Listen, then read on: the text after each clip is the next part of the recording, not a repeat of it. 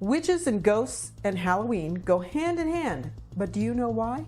Witches still walk among us, and some of us believe ghosts do too, but they aren't what you think they are. Welcome to Truly Terrified Paranormal versus Physics, where we talk about some really weird stuff, and Joe the Scientist explains how it's not possible, or maybe it is. I'm Lynn, and I'm Joe. Traditionally, witchcraft means the use of magic or supernatural powers to change everyday events. Can we agree on that? Sounds right.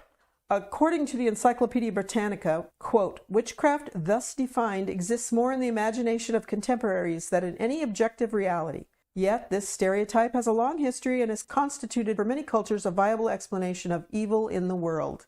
Witchcraft. Witchcraft. Did I say witchcraft? No, I said witchcraft because I'm an idiot. You said witchcraft. Witchcraft is all that stuff? Witchcraft. It's like the boogeyman. Yes. It's difficult to define witches and witchcraft across cultures because in reality, identifying someone as a witch might include behavior of traditional or faith-healing practices. Mm-hmm.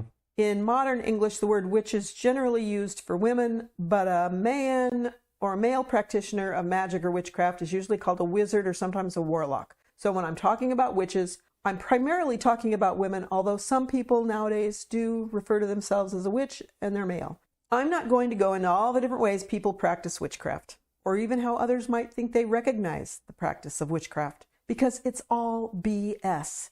If you have a cat that follows you, witchcraft! Wait, you qualify that because this is a paranormal versus physics. If people see that your cat follows you, they will say you're a witch. If you use herbs for healing, they'll say you're a witch. So you don't like that. You don't like that the term gets applied to No, I don't care about the term. I care about what people do once they've defined you as a witch. Okay. That is the problem. It is fine that people want to call somebody a witch because they use herbs or they pray a different prayer or they have a cat that follows them, or they talk to the birds in the trees. That's fine. What's not fine is how they react to believing you're a witch. You could be accused of witchcraft if you give a sick person herbs and they don't get better, or even if they get better. You could be accused of being a witch if you pray to this god, or that god, or no god, because it's all in the mind of the accuser.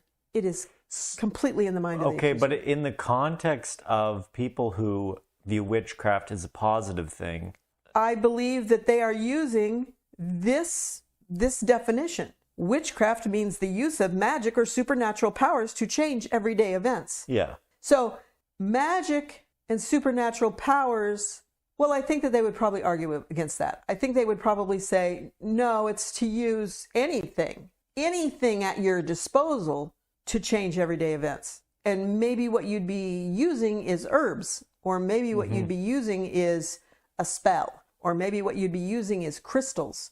You know, I think that is probably how a modern witch views herself, as using anything that you can use to change or alter everyday events. I mean, that probably is pretty accurate. Although you can't find a definition because everybody feels differently about it. Because it's just like saying Christianity. Well, some people who are Christians believe that Donald Trump is the frickin' second coming of God, right? And some people think he's Satan personified. So you can't really get a consensus on those beliefs because everybody believes their own thing. And that's fine. It doesn't matter. The problem is when somebody else who doesn't identify as a witch says, you're a witch. So that lack of clear definition has led to the murder of hundreds, if not thousands, of mainly women in the past. But unbelievably, it is still happening right now. In Tanzania, about 500 old women are murdered each year following accusations of witchcraft or of being a witch. Can you imagine? Children who live in some regions of the world, like in certain parts of Africa, are also vulnerable to violence related to being accused of witchcraft. In other cultures, it's mainly teenagers who are accused. But it is going on right now all over the world. In my mind, it seems to stem from ignorance and a lack of tolerance of other people. Sometimes poverty or even racial differences come into play. There's a strong argument that social dynamics can cause someone to accuse another person of sorcery, jealousy, anger, all sorts of things can contribute to it. But I think the overriding thing in my mind is it comes down to ignorance. And I'm not saying ignorance of witchcraft. I'm saying just basic ignorance. To be so frickin' stupid that you can't accept that somebody does something different from you. So presumably they're afraid that if they were to let them do their thing, the witch would harm them.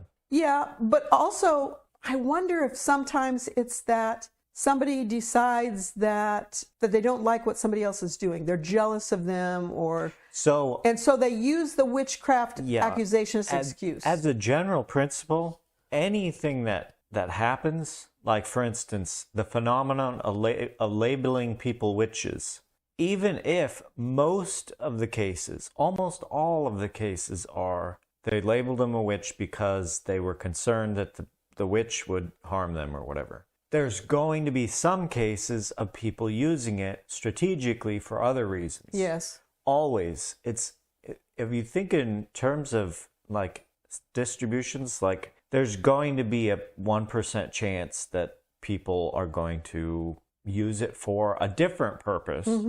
It's like that with everything. It's like we usually talk about, maybe there are real psychics. There are also real fake psychics. Yes. 100%, no matter even if there are real psychics. So even if there's real witches, and most people, or however many people, think those witches are real, and we're making an accusation in good faith, there's also people doing it for all sorts of other reasons.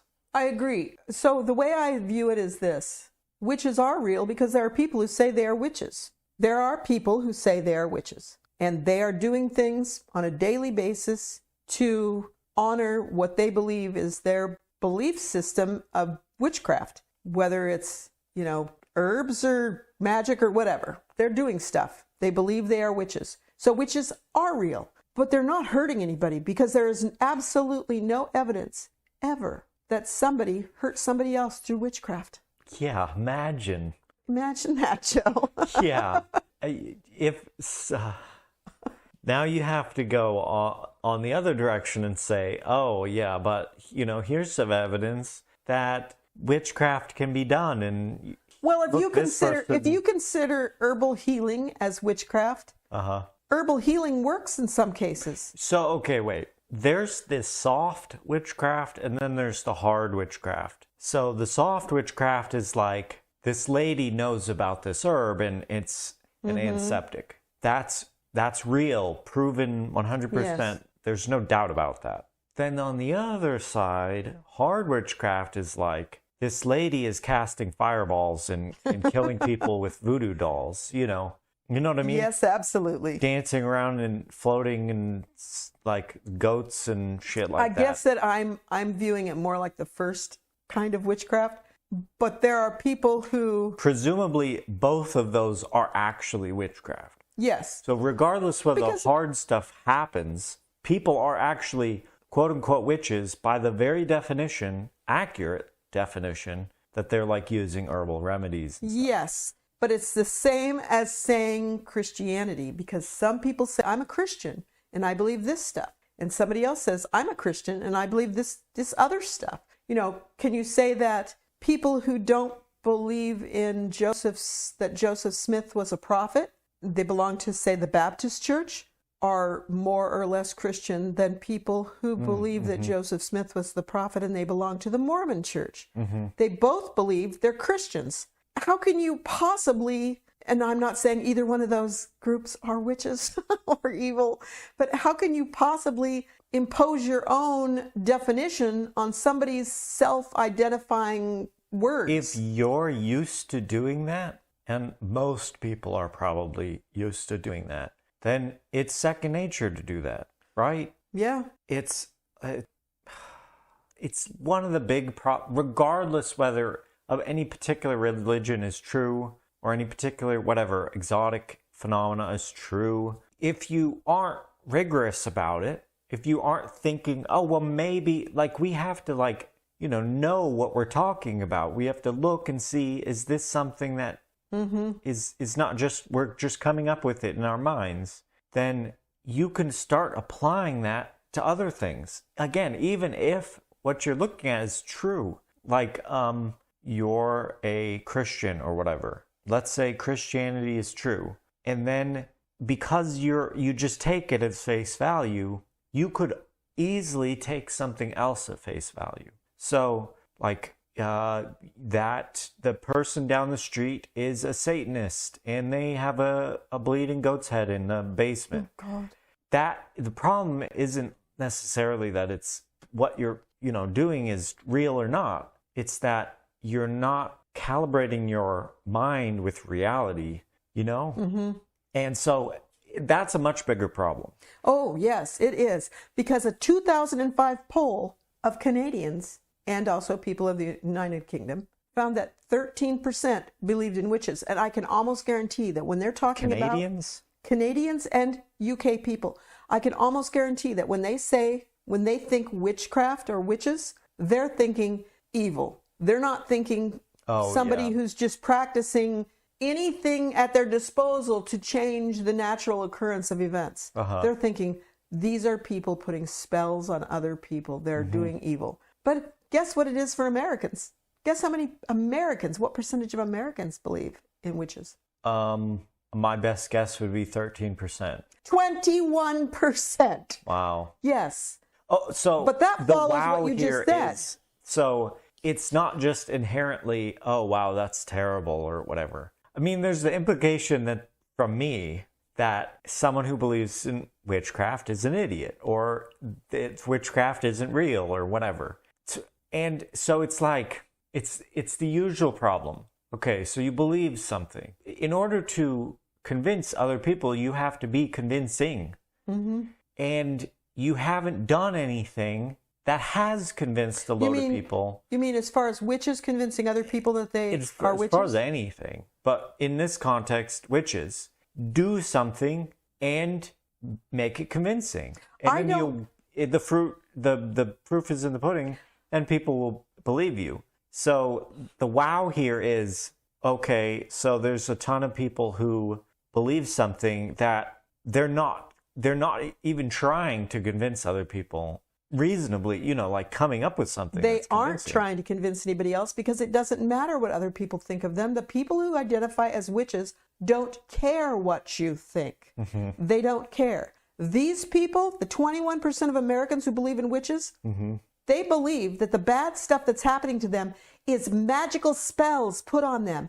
Oh my God, I was driving down the street and I got in a car accident. Well, if they're a Christian, they believe Satan did it. Or if they're not a Christian, they believe a witch did it. This is stupidity. It's ignorance. It comes from a place of intolerance of other people. It is not. You might have to cut this because a lot of people who could listen to this would fall. I mean, you take 100 people. They're not going to be all the people who wouldn't find... Okay, you're right. I will cut that out then. Okay, that'll go up on Patreon or something.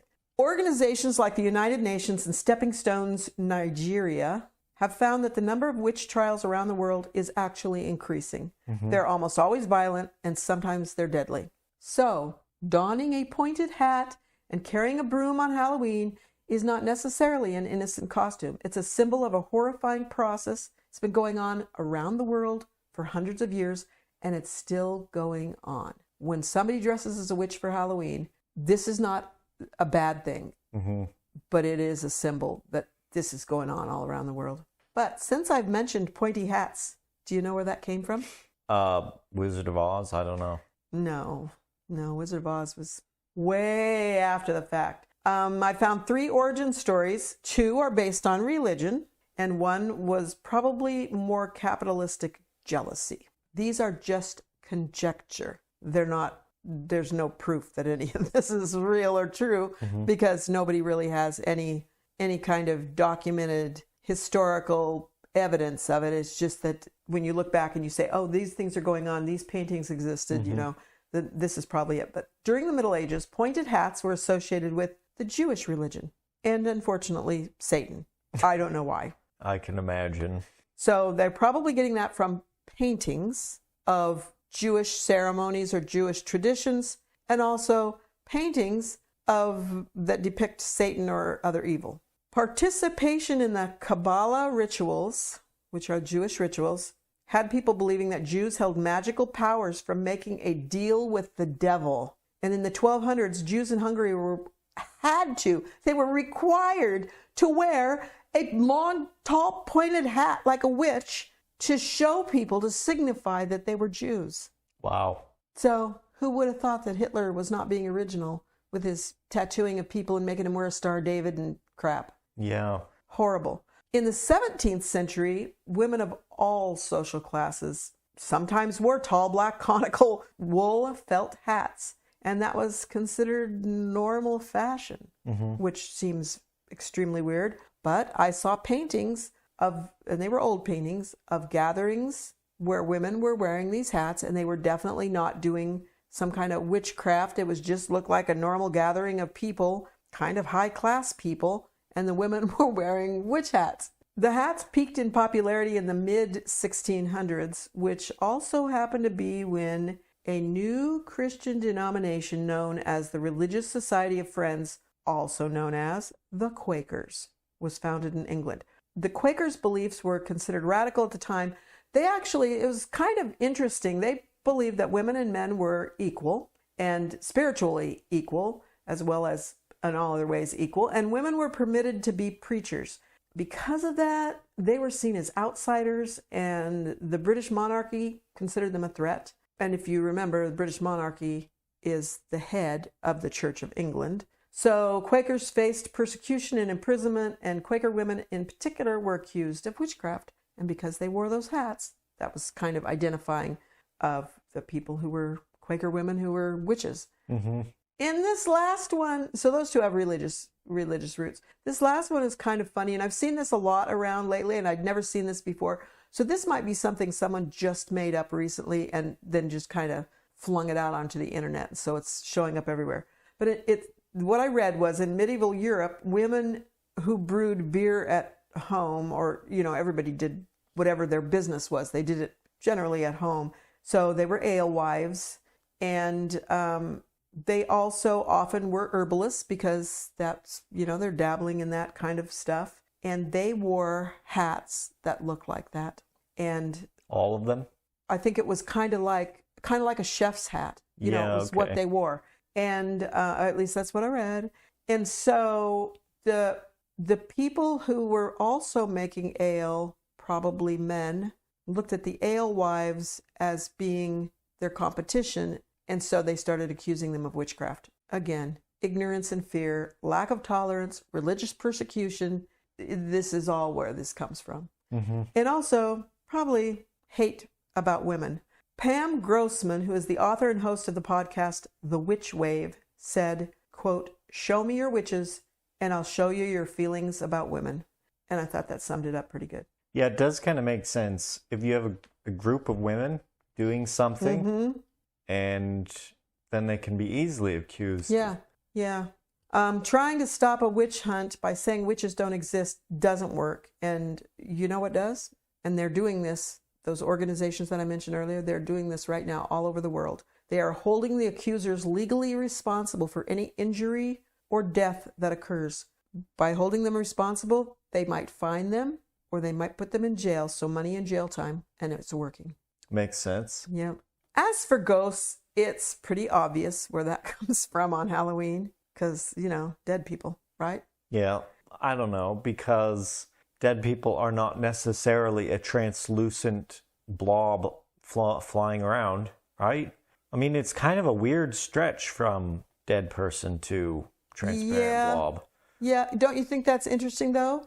That's almost universal, that people view or depict dead people as being ethereal, floaty things. Yeah, I guess I don't know enough about traditional depictions of ghosts, spirits, or whatever. Yeah. Pagans and Christians alike have considered the night before November 1st as a time when the souls of the departed wander the earth, right? All Souls Day, November 1st. Because ghost sightings are often described as being misty or ethereal. The old sheet over the head does the trick, and that's where that comes from. It's just to try and trick people. So when you dress up as a ghost, you're going guising, which we learned in the last episode, disguising. So you're just disguised so that you can get around without being bothered by the real ghosts. Makes sense. It's probably no one would think, oh yeah, we're disguising ourselves so ghosts, No, nowadays, no way. People aren't thinking that. When they dress up like a witch, they just want to have a cool costume and be scary. Yeah. When they dress up like a ghost, it's probably because it's simple, because all they have to do is throw a sheet over their head.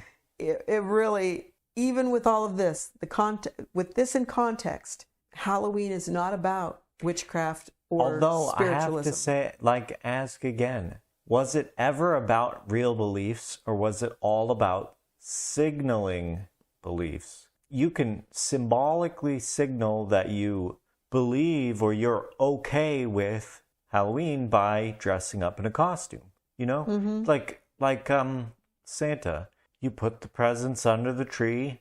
And I mean, people who obviously do not believe in Santa, right?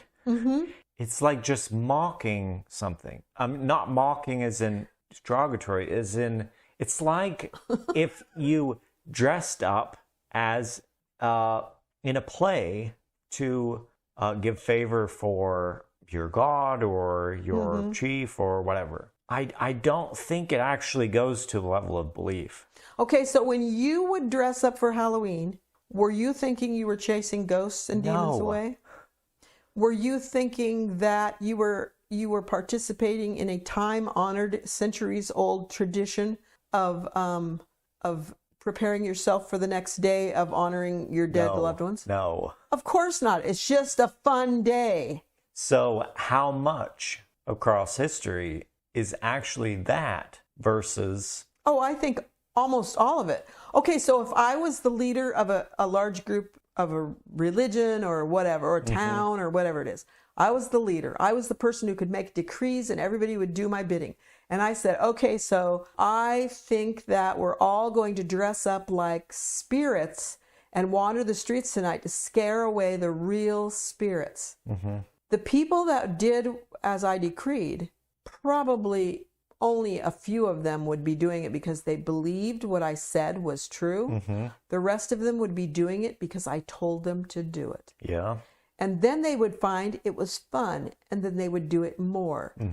Some of those people would discover that they could capitalize on it and have people give them candy or other things. But you probably don't. It's like the consequence of actually believing there are spirits around and whatever you're trying to scare them off on Halloween would look like you're like looking around, freaked out, trying to spot the spirits. And then when you see something you think is a spirit, you'd try to scare it. It would be like poor Alyssa Lamb in the elevator of the Cecil Hotel. Yeah. Looking out the door of the elevator. Yeah, I mean, it would be obvious that from an external perspective that the person believes it. Yes. Like there are zombies and spirits and all sorts of crazy stuff around. Yes. So you wouldn't have a kid wandering around alone because they'd be scared. Like kids are scared of ghosts and whatever. Versus a situation where a kid on any other day is wandering around at night. They're afraid of the dark. They're afraid there might be something in the dark.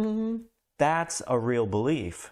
I think another thing that lends fear to Halloween night is that you can't readily identify the people that are wandering around. And so they could be people who are up to no good, real people, not spirit people or demons or something. And for a kid, that might be scary also. But be that as it may, there are real witches in the world today. They are not people riding around on brooms, casting evil spells to turn you into a toad. And a ghost costume is the easiest costume there is. True. Very, very true. I've always loved dressing as a witch for Halloween. It's one of my favorite costumes. I just thought it was fun. There's a lot of freedom in what you can do. You can be a witch with the traditional black dress and a pointy hat, or you could be a witch that looks more like something out of a Dickens novel. You have a lot of creativity that you can employ to be a witch. And maybe also it's because I was a midwife for 30 years, and midwives are one of those groups that have traditionally been accused of witchcraft because you're doing something that other people don't understand. And you do it, and it works, you must be a witch. And you do it, and it doesn't work, you must be a witch. So I'll buy it. If people want to call me a witch, I'll be a witch. But I think it's hideous what they're doing to people in the world. A special thanks to our newest patrons, Sam, Abby, Jacob, and Al. Our contact information is in the show notes. You can email us, text us, or even call and leave a 3-minute voicemail. And as always, if you have a story you want to tell, send it to us. Please share, subscribe, and leave a review wherever you get your podcasts. Thanks for listening, and never be so terrified you can't run. To the next house to get candy.